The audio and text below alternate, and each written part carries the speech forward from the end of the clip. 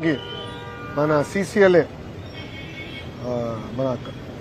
Chairperson మన సిసోడియా గారిని ఆ నివేదిక కేబినెట్ లో పెట్టమని ఆదేశాలు జారీ చేస్తాం జరిగింది. సో నెక్స్ట్ కేబినెట్ తర్వాత నేను దానిపైన చాలా స్పష్టంగా ఎన్ని ఎకరాలు ఎక్కడ ఎవడి పేరు ఎన్ని గిఫ్ట్ డీడ్ కింద జరిగినాయి, ఎందుకంటే ఎక్కువ శాతం గిఫ్ట్ డీడ్ కింద ఇచ్చేశారు. మొత్తం వివరాలు ఈ రోజు మేము బయటకు తీసుకున్నాం.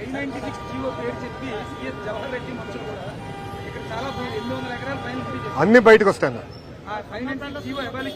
అన్ని బయటకు వస్తాయి. దాని తర్వాత నేను స్పందిస్తాను. ఎవరమ్మా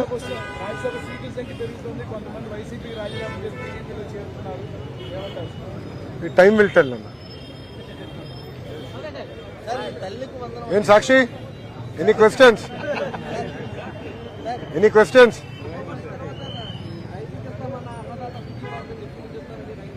100% ఇస్తాం.